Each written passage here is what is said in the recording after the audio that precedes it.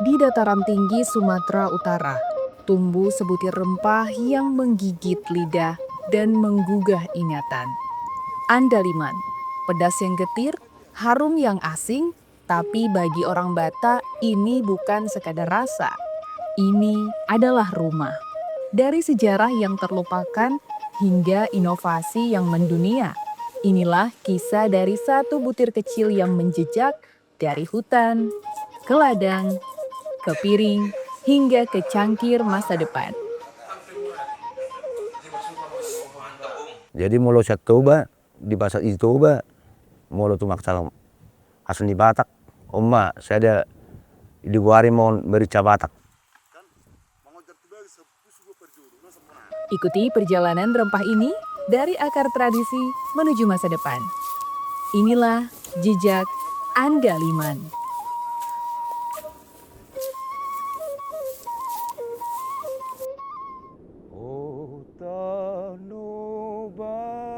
Suku Batak di Sumatera Utara merupakan kelompok etnis besar yang terdiri dari beberapa subsuku.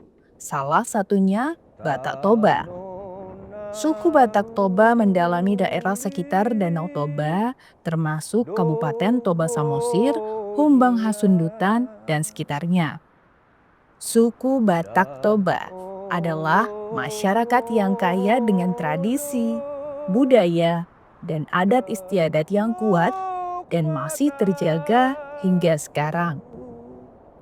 Mereka memainkan peran penting dalam kekayaan budaya Indonesia.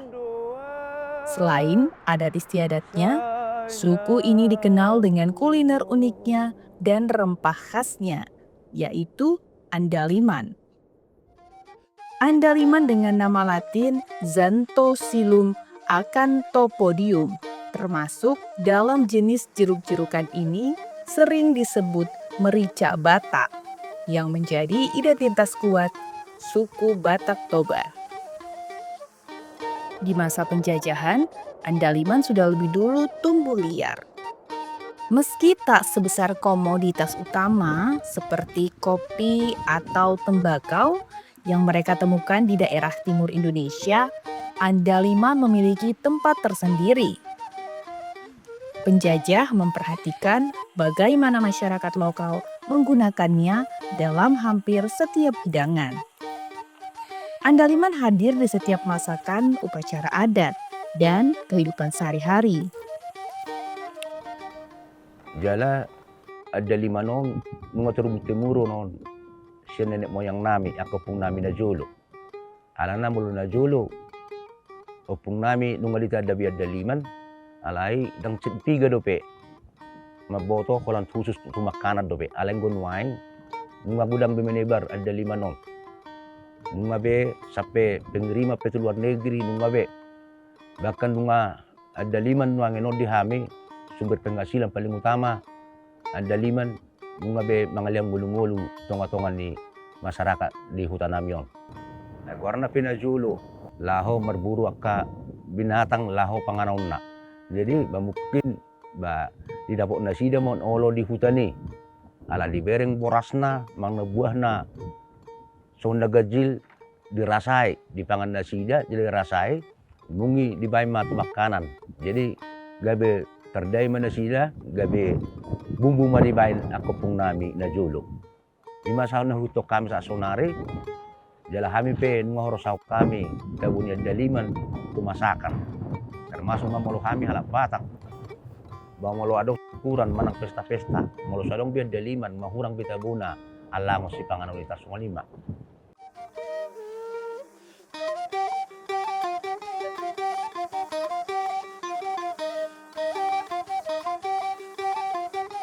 Kini, andaliman bukan hanya sebagai rempah, tapi sebagai saksi bisu zaman.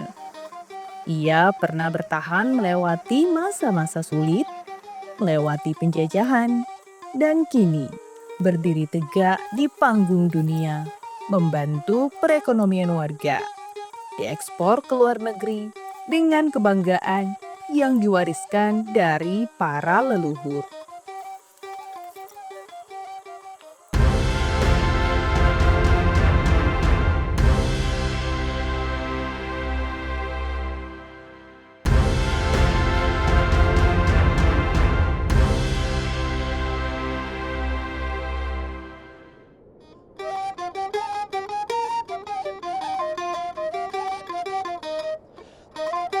Di dataran tinggi sekitar Danau Toba, dengan udara yang sejuk, terselip sebuah desa kecil yang kaya akan rempah.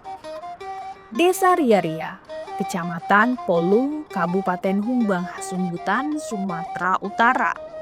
Disinilah kelompok petani Andaliman Dosroha menjaga warisan rasa yang telah turun-temurun mereka rawat. Andaliman, si merica Batak yang kini menembus pasar dunia. Pagi itu mereka tak sendiri, sebuah tim dari TVRI Sumatera Utara turut serta dalam perjalanan menuju hutan desa, tempat di mana andaliman dibudidayakan.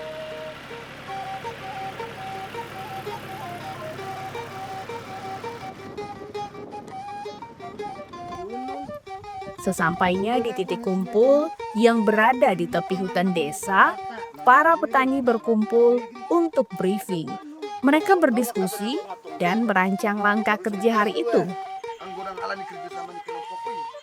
Kamera merekam setiap detail, mengabadikan semangat gotong royong yang masih hidup dalam denyut desa. Perjalanan pun dilanjutkan menyusuri jalan setapak di lahan-lahan yang telah mereka garap dengan tangan sendiri. Proses penanaman andaliman dilakukan. Setiap bibit ditanam dengan ketelitian, harapan, dan doa agar suatu hari menghasilkan buah yang harum dan pedas menggigit. Tak jauh dari sana, tibalah mereka di kebun andaliman yang telah siap panen. Dengan teknik selektif, buah andaliman dipetik satu persatu, menjaga agar pohon tetap produktif. Inilah cara mereka merawat alam, bukan sekadar mengambil, tapi juga memberi. Kami masyarakat Desa Riaria, karena udah turun-temurun, di 3-4 generasi kami udah mengenal andaliman. Produksi yang bisa dihasilkan mencapai dia 15-20 kilo per batang. Tapi rata-ratanya dia berproduksi dengan normal, dia ada di 2 tahun atau 24 bulan sampai 25 bulan. Tapi untuk maksimalnya dia ada di 36 bulan. Umumnya andaliman kita tanami di lokasi hutan. Walaupun dia penanamannya di bulan November, bulan Desember, tapi kalau panen rayanya tetap di bulan Mei sampai bulan Agustus.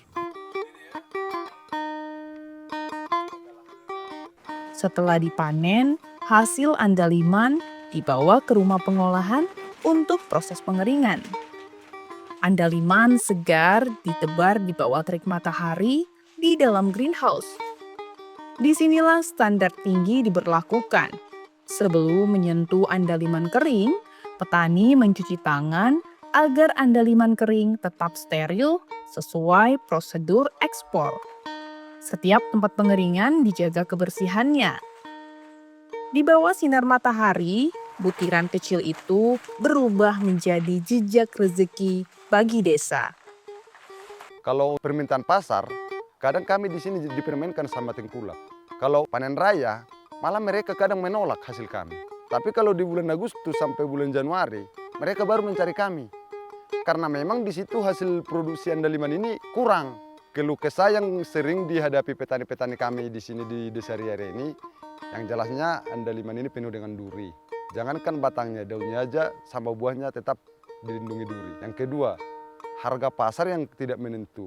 Dan apabila andaliman ini tidak dipanen, dalam tempo 1 tahun dia mau mati sendiri. Jadi petani-petani di sini, walaupun dengan harga 5.000 bahkan tidak laku, petani di sini harus panen. Dari tahun 2018, pertama sekali kita bertemu dengan buyer kita dari Jerman, mereka masih minta di uji cobanya 1 ton.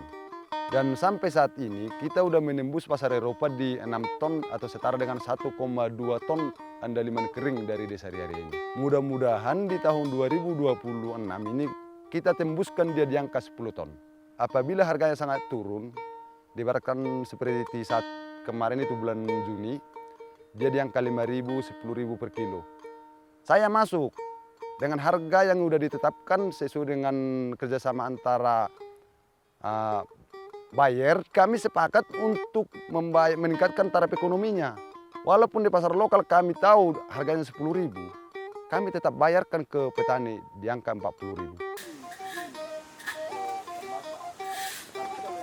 Kini andaliman dari Desa Ria-Ria tak lagi hanya mengisi dapur Batak. Ia telah sampai ke pasar internasional, membawa aroma hutan desa ke meja-meja makan di berbagai belahan dunia. Dan semua itu bermula dari sini. Kerja keras petani, semangat kelompok, dan kecintaan terhadap tanah sendiri.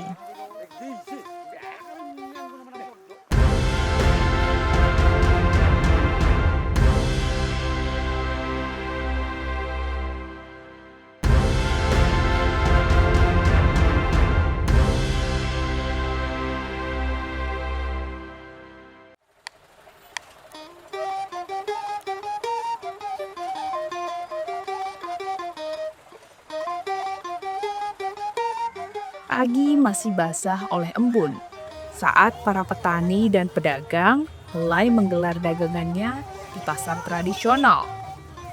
Di antara tumpukan sayur, rempah, dan hasil bumi lainnya, tampak satu yang khas, yaitu andaliman. Andaliman tumbuh subur sebagai rempah khas yang tak tergantikan. Rempah kecil berwarna hijau kehitaman ini dijajakan dalam tampah bambu, dibungkus daun pisang, atau dikemas rapi dalam plastik kecil. Aromanya tajam, menggoda siapapun yang lewat. Disinilah andaliman bertemu pembelinya. Ibu rumah tangga, pedagang kuliner, hingga perantau yang rindu rasa kampung halaman. Dari pasar rakyat, rempah ini menempuh perjalanan panjang, tapi semuanya di sini dari tangan petani, dari semangat penjual di pasar, dan dari cinta pada rasa kuliner Batak yang tak tergantikan. Rempah yang juga dikenal sebagai Indonesian Sichuan Pepper ini menjadi identitas untuk kuliner pada setiap acara adat Batak. Di tanah Batak, setiap peristiwa penting seperti pernikahan, kelahiran, hingga kematian diiringi oleh hidangan yang bukan sekadar santapan, tapi juga simbol. Salah satunya arsik ikan mas. Perpaduan andaliman dengan ikan khas Danau Toba ini bukan hanya makanan. Ia adalah pesan, doa, dan penghormatan yang disampaikan lewat rasa. Dan di balik kuah kuning yang kaya rempah itu, ada satu bumbu yang tak bisa digantikan, yaitu andaliman. Andaliman memberikan ruh pada arsik. Ia hadir dengan aroma yang tajam, menggigit, dan menyegarkan, menyatu dengan cabai merah, bawang, kunyit, lengkuas, dan daun bawang Batak, serta rempah lainnya. Saat dimasak perlahan di atas api kayu, aroma andaliman mulai meresap, menari bersama uap panas, membawa kenangan dan makna. Ikan mas dimasak utuh, kepalanya menghadap ke arah tertentu yang melambangkan arah dan tujuan hidup. Kuahnya yang pekat dan beraroma andaliman menjadi lambang keteguhan dan kehangatan keluarga. Masakan ikan mas arsik andaliman ini hadir di tengah sakralnya acara adat, seperti yang dilakukan oleh keluarga Mayanti Sitohang, di mana mereka sedang mengadakan acara adat mangupah-ngupah, yaitu ritual pemberian doa dan restu untuk seseorang yang akan memulai fase dalam hidup. Mayanti Sitohang baru saja melahirkan seorang bayi, maka dalam keadaan bahagia ini, ikan mas arsik diberikan oleh orang tua dari keluarga perempuan dan dilakukan penyerahan kain gendong kepada anaknya. Setelah pemberian ikan kepada keluarga anak perempuan yang baru melahirkan, ikan Mas Arsik dibagikan kepada pihak keluarga untuk dimakan bersama-sama. Arsik menjadi lambang kekuatan, arah, dan ketulusan, serta menjadi lambang restu dari keluarga dan leluhur. Saat arsik dihidangkan dalam acara adat, ia tidak dimakan sembarang. Ia disuguhkan kepada orang tua, tokoh adat, atau tamu kehormatan sebagai bentuk penghormatan dan restu. Setiap suapan membawa pesan leluhur, dan setiap gigitan menyimpan rasa tanah Batak yang kuat. Tanpa andaliman, arsik kehilangan jiwanya. Karena di dalam arsik tersimpan rasa yang menghubungkan generasi, mengikat adat, dan menghidupkan kembali ingatan akan siapa kita dan dari mana kita berasal.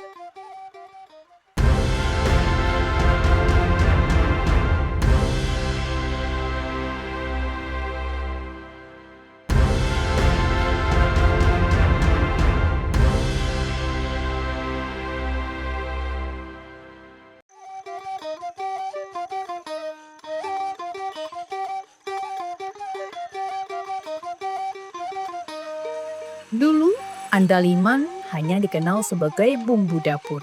Tapi kini, rempah kecil yang tajam dan menggigit ini telah bertransformasi menjadi minuman hangat penuh manfaat, yaitu bandrek andaliman. Bermula ketika saya pulang kampung dari perantauan, saya melihat potensi daerah dingin di kampung saya, karena kami ada di 1300 mdpl. Kemudian potensi komoditi andalimannya, karena selama ini orang memakai andaliman untuk masakan dan ramu-ramuan. Kemudian saya berpikir bahwa perlu dibuat produk yang dari andaliman, yang termudah. Kemudian saya kasih komplimen ke jahe.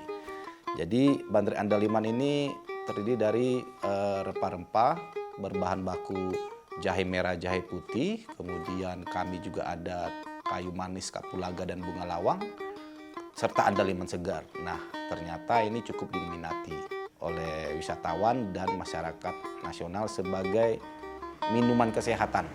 Karena saya juga men-tagline-kan bahwa berbahan baku semua organik, kemudian saya urus perizinan segala macam, dan ya sampai sekarang bertahan. Saya dulu buka bisnis sarapan pagi, kemudian karena malamnya kosong, saya buat bandrek andaliman ini. Saya ramu berapa kali dan ternyata tidak laku. Karena tidak laku, saya berpikir bagaimana supaya produk ini disukai orang.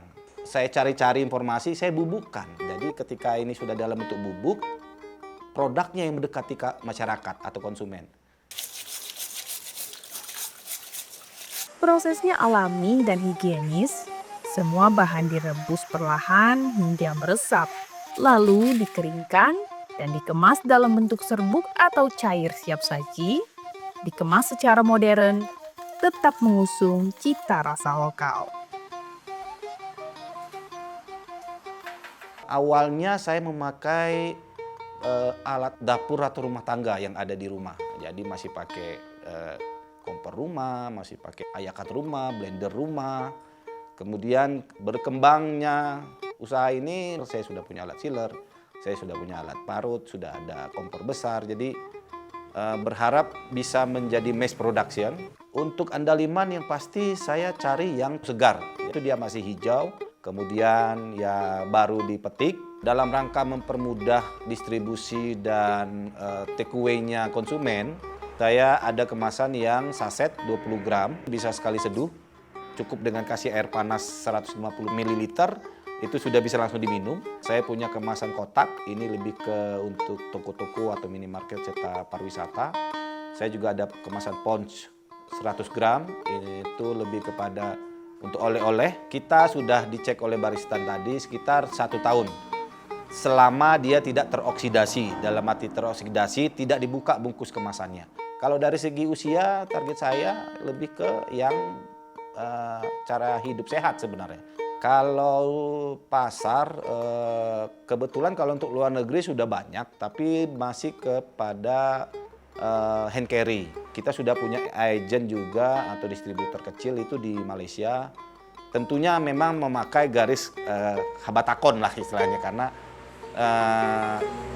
andaliman ini seperti sombusi hol kalau orang Batak bilang ya, obat kangen atau obat rindu, karena mereka biasa makan yang ada rasa andalimannya, sedangkan dengan minum ini seperti bisa menjadi kayak obat rindu lah dengan kampung halaman. Mantap nih Ji. Bandrek andaliman kini tak hanya dijual di warung kopi atau pasar oleh-oleh. Wisatawan mencicipinya dengan rasa kagum dan banyak yang membawanya pulang sebagai oleh-oleh. Bahkan, minuman ini mulai masuk ke pasar nasional dan perlahan merambah ke luar negeri, membawa rasa unik Indonesia ke panggung dunia. Dari bumbu menjadi minuman, dari tradisi menjadi inovasi. Bandrek andaliman bukan hanya hangat di badan, tapi juga membakar semangat pelaku usaha lokal untuk terus berkembang. Wah, keren kali ini. Oke, sekarang mulai ya.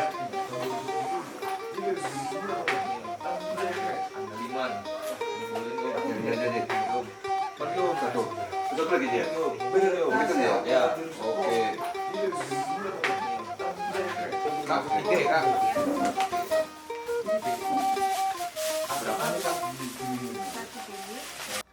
Kalau mimpi saya dari awal sebenarnya saya mau buat factory, sebenarnya pabrik ya, dan bisnis di dunia herbal. Percontohannya ke grup-grup yang sudah sukses lah, Air Mancur, Sido Muncul. Saya juga banyak belajar, saya banyak baca. Sekarang tahapan saya masih di tahapan mikro. Targetnya adalah tahun depan sudah bisa mencapai 1 juta saset per 1 tahun. Andaliman hanyalah butir kecil, tapi di dalamnya hidup kisah besar. Tentang tanah yang menjaga, tangan yang memetik, dapur yang meracik, dan masa depan yang menyeduhnya kembali. Jejaknya mungkin tersembunyi di bukit, tapi rasanya tetap tinggal di hati. Andaliman bukan sekadar bumbu, ia adalah rasa yang tumbuh dari tanah, dihidupi oleh sejarah, dan dilahirkan kembali lewat tangan-tangan yang mencinta. Andaliman adalah kita.